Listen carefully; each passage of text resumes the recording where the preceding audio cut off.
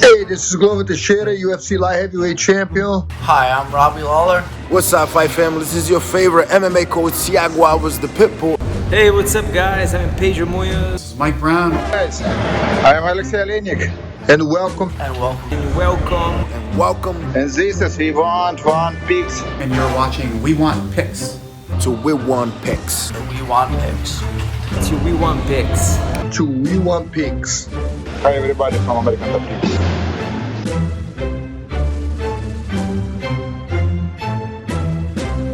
My name's Angelo, and welcome to We Want Picks. I'm going to walk through the entire UFC Vegas 47 fight card. I'm going to give you my DraftKings picks and plays. We're going to let you know who is worth the money, who may not be worth the money, and what spots you will want to hold for some of these fighters. If you want $50 free, join our free DraftKings league and win. It's that simple. If you join our free DraftKings league and you win it, I will send you $50. The only catch is you need to be a member of this channel. So click the join button under this video. Go to wewantpicks.com/DraftKings. Join our free league. We have free contests every single week. And if you win the free contest, I will send you $50. Cash App, PayPal, Venmo, $50 from me to you as a congratulations. Let's jump right in and take a look at the fighters. UFC Vegas 47, Hermansson versus Strickland. I've sorted this by price. So we have the most expensive fighters at the top, and we'll work our way down. The very first fighter, the most expensive fighter in the entire card, is Jailton Almeida. He has no statistics here because this is his official UFC debut. But if we go to his opponent, Danilo Marquez, we have a backdrop. Jailton Almeida is a nasty little grappler. He's a phenomenal grappler, always looking for something, always working something on the ground. He's got good come forward pressure, good striking as well. Danilo Marquez is also a grappler. His striking is like mediocre. The problem is he can't really hang. And if we look at this Kennedy and Chukwu fight, it's a perfect example. Danilo Marquez was dominating that fight. And then he got a little too comfortable striking, caught a big one, and then was put out. Where Jailton Almeida, I think he's a very good striker, but I don't think that's his path. I think he's going to work like a dog for those takedowns, get the takedowns, and then work his jiu-jitsu from there. The only concern here for Jailton, who I do think wins, is he is a submission over position guy, so he will put himself in weird spots to try and chase a submission. Danilo Marquez is a very accomplished grappler, and if Jailton gets a little too aggressive, overcommits to something, Danilo could end up on top or in a better position, win a round, potentially catch with a submission, which I don't think that would happen. So I like Jailton Almeida to win, but $9,400 is a steep price to pay. So let's see as we go through this list. That's somebody that I would have in my maybe bucket. We got Phil Hawes fighting Sam Alvey. Phil Hawes, coming off of that knockout loss to Chris Curtis, is a nasty, nasty wrestler. He is athletic. He is powerful. I totally understand why they put him down at $9,300 because he's fighting Sam Alvey, and Sam Alvey hasn't won a fight since 2018. 2018, he hasn't won a single fight since then. But he is competitive. He has veteran savvy. He has cardio. He has power in his hands. Sam Alvey, like, it's crazy to say this, but he is much better than his record. Much better, especially than his recent record. Phil Hawes, in the past, had cardio issues. He seemed to have fixed those in that fight against Dawkins. And even in the fight against Curtis that he lost, I'd argue he was winning those striking exchanges up until he caught one. He's athletic. He's got heavy kicks, heavy power in his hands. I'm not spending the $9,300 on Phil Hawes. I think Phil Hawes wins. And I think he needs to grapple to win, which he probably will. He's at Sanford MMA. They're a smart, good game planning gym, and they will probably be like, listen, Phil, you're coming off a knockout loss just a few months ago. Shoot some takedowns. Do what you do. We'll clean up your striking after this one. Hopefully that's the path, because if he stands there and strikes with Sam Alvey, not that Sam Alvey's a world beater, but he's got a chin, he's got cardio, and he's got heavy hands. So I like Phil Hawes to win the fight literally because of the gym he is at, and I can expect solid game planning. With that being said, I'm not spending $9,300, and I think Sam Alvey is live as hell to pull off a big upset here. Julian Rosa fighting Steven Peterson. Julian Rosa, I like to call him a violent striker. He's a come-forward guy with solid pressure, and he throws everything with intent. He's trying to take your head off with every single punch and kick that he throws. Most of his success is at range. He does a pretty good job keeping you at range, but if he gets into a firefight, he has no problem being in a firefight. If you look at his fight against Charles Jourdain, yes, he scored 101 points. Yes, he won by submission, but he was losing that fight when he pulled that off. So good and bad. The good news is if he gets behind, he can pull it out. The bad news is he can get behind. And yes, Charles Jourdain's a good striker, a fun guy, but I wouldn't put Charles Jourdain at one of those super high levels in the division. He's fighting Steven Peterson. Steven Peterson's a really tough guy. He is a striker. He did showcase his submission defense when he beat up Chase Hooper a few months back. He is willing to take risks, and he has no problem making a fight ugly. But Julian Rosa also likes ugly fights. He relies on his chin quite a bit because he's very hittable. I think this is a really fun back-and-forth fight. I think Julian Rosa wins this fight. I do not think he should be a 3-1 favorite like the odds makers say he is. $9,200 is interesting because I do think he wins.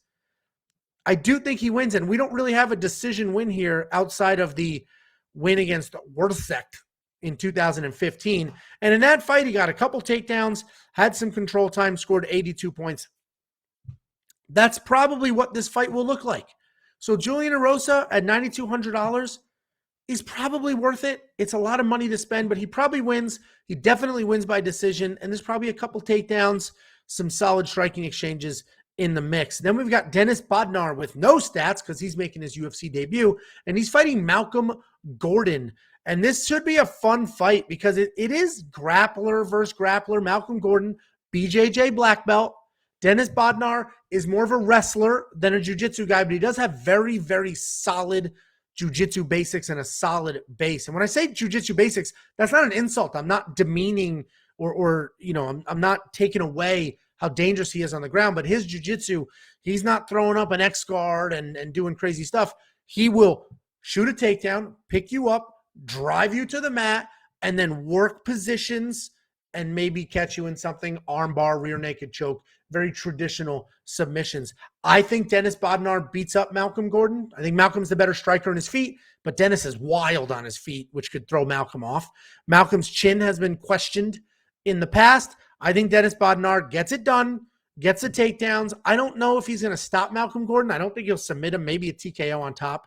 But I think Dennis Bodnar wins a pretty dominant decision. So $9,100 is pretty solid. But Malcolm Gordon is an accomplished BJJ guy, does have solid experience as well. Then we've got Shavkat Rakhmonov, and he's fighting Carlson Harris. And Shavkat Rakhmonov is the real deal. This guy is a very, very good fighter. We've seen him knock people out on his feet. We've seen him take people down and submit them from there. We've even seen him jump guard with a guillotine and pull that off. He's 14-0 with 14 stoppages, and he can win everywhere. Carlson Harris, he's a well-rounded guy. He's got pretty wild striking, but he does have power. And he's got solid grappling, and he's an opportunistic grappler. So he'll snatch something up if it's there in an exchange, in a scramble. He will grab something, and he'll stick with it. I think Shavkat wins. I think he dominates. Carlson Harris is tough. Carlson could, sneak out some rounds, make it competitive, but I don't see that happening. I do think Rakhmonov gets it done. It's pretty one-sided. I don't know if there'll be a submission in here, but I think it's a pretty one-sided win for Shavkat Rakhmonov. $9,000 is worth the price to play. Then we got Miles Johns, who, despite the fact that he only has one takedown, is a wrestler, short, compact wrestler, and he is fighting Sexy Mexi Castaneda. And it's an interesting fight because Miles Johns, like I said, is a powerful wrestler who likes to come in, get takedowns. It's at the core of what he does, and he works, if he gets on top, TKO ground and pound. But these last two wins, these were not TKO ground and pounds. These were straight up knockouts from his feet. And that's actually what worries me here, is that he's going to get comfortable striking on his feet. He's got a couple wins now. He's feeling good about it. And he's not necessarily going to wrestle. And he's fighting John Sexy Mexi Castaneda, who is a really fun fighter. He comes forward. He's got solid pressure, sets a really nice pace, and then he shoots a bunch of takedowns. I think Castaneda is definitely the better striker, not as good of a wrestler or grappler, but if Miles Johns wants to hang around playing a kickboxing game because he knocked a few people out, I think John Castaneda gets it done. I think Miles Johns has way more power, but he's not going to be as fast as or as technically sound as Castaneda on his feet. So I like Miles Johns to win.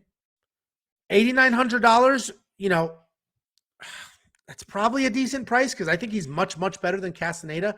The problem is his recent success with his hands. He may end up trying to fight with his hands, and then Castaneda will take over from there. And Castaneda is super, super tough. So I don't see a stoppage from Miles Johns. So $8,900, that's up to you. The only decision on here, which, is how I think this fight goes, 64 points. That's not terrible.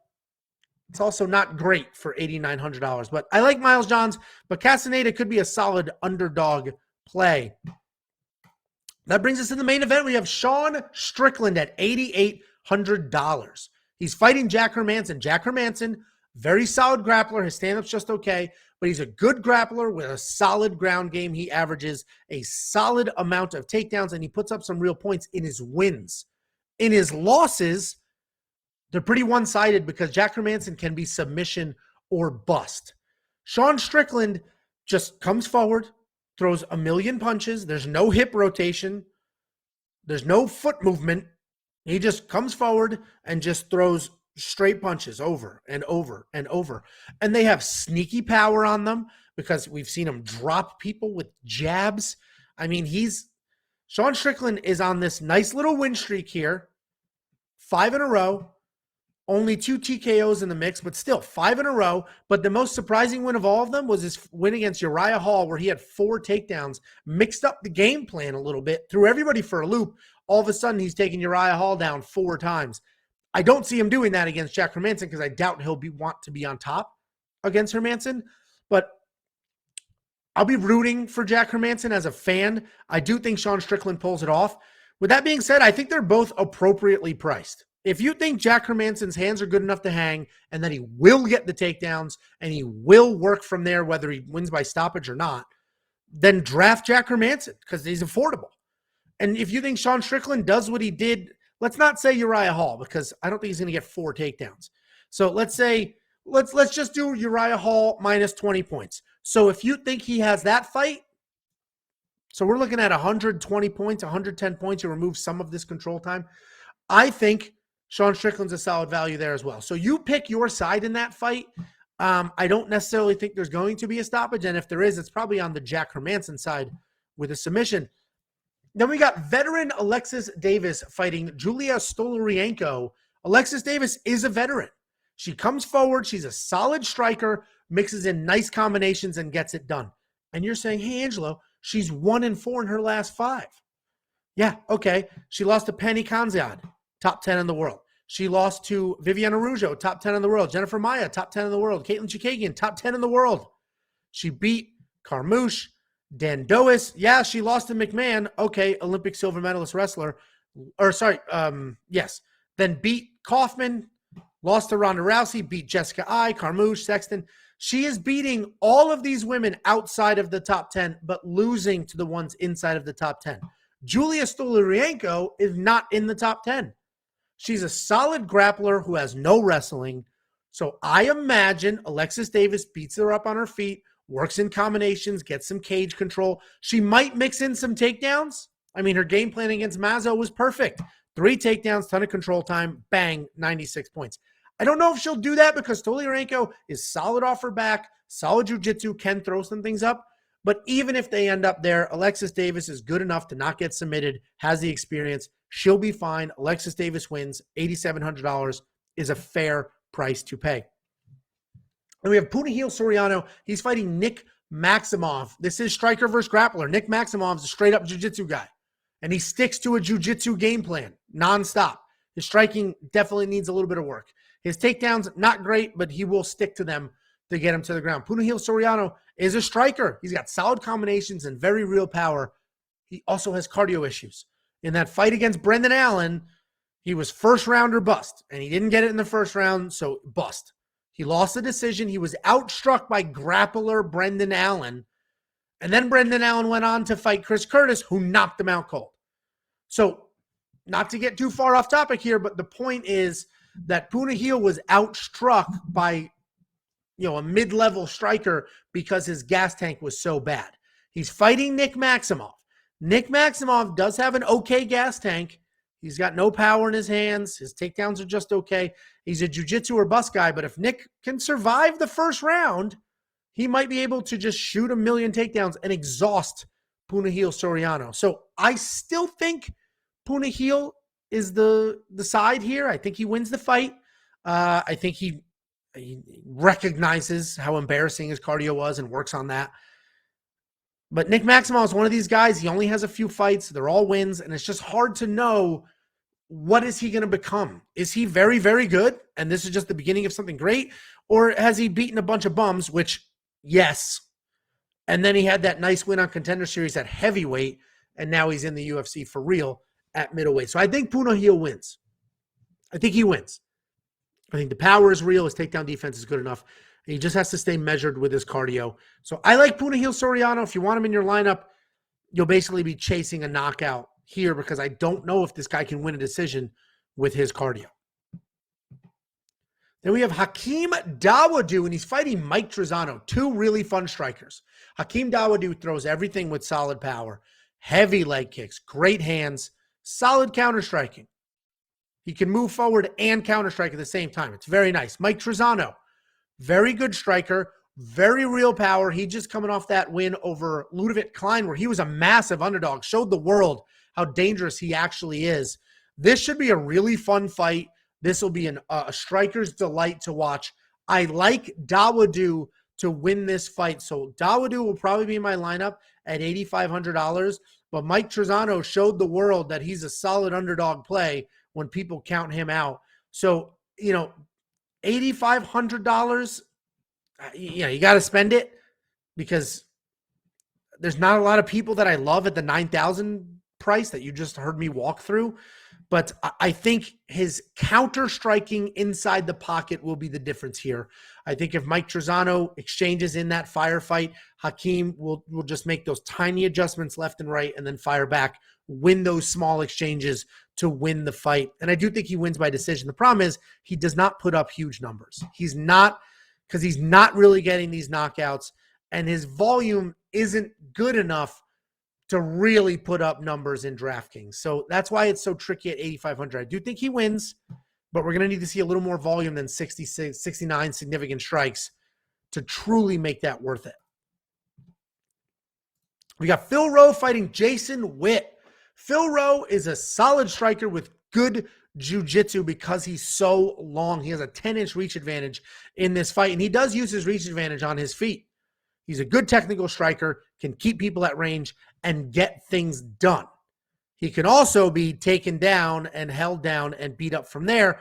And I like Jason Witt to do that to him. So if we come into Jason Witt, I don't think it's going to be as dramatic as 8 takedowns like he had against Brian Barberena, but I do think there's takedowns in here. I do think there's control time, and I think he avoids the striking exchanges at all costs because his chin is suspect, as we saw against Semmelsberger and Sato. I like Jason Witt to win this fight. I will have him in my lineup.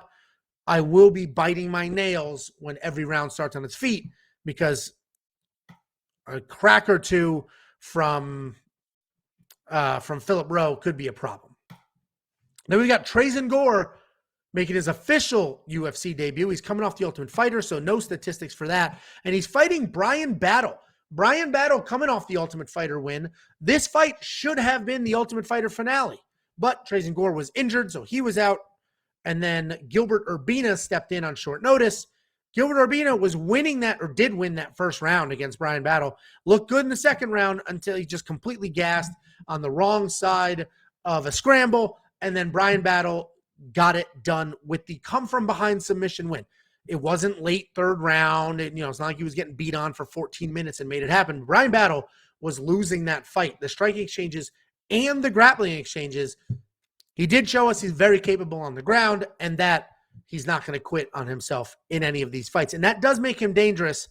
And when we're talking about guys like Bryan Battle or Treyson Gore who only have a few fights, we're talking about a handful of fights.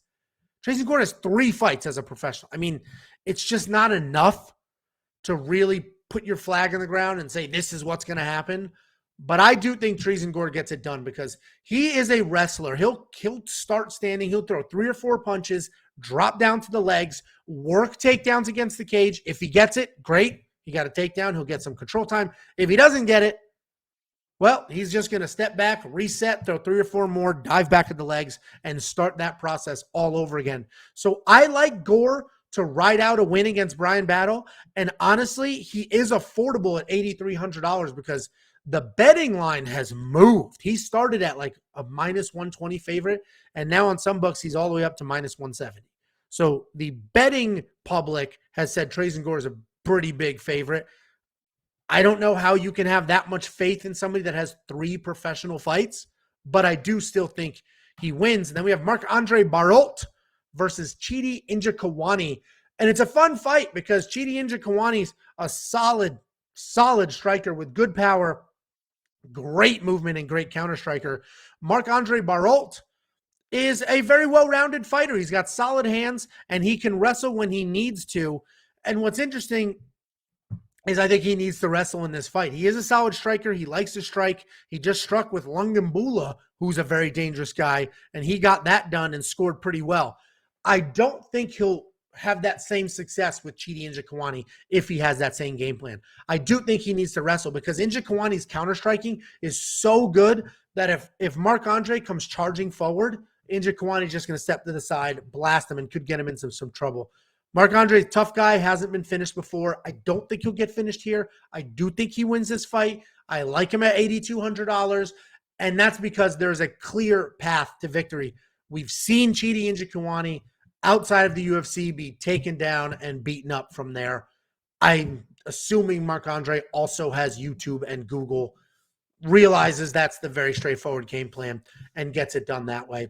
That's the breakdown, guys. Make sure you tune in on Friday for our final breakdown to account for any changes, anything we saw on the scale, and things like that. And become a member. Click the join button under this video. Become a member of this channel to support us and to qualify for our weekly $50 giveaway. All you need to do is win our free DraftKings League at wewantpicks.com/DraftKings.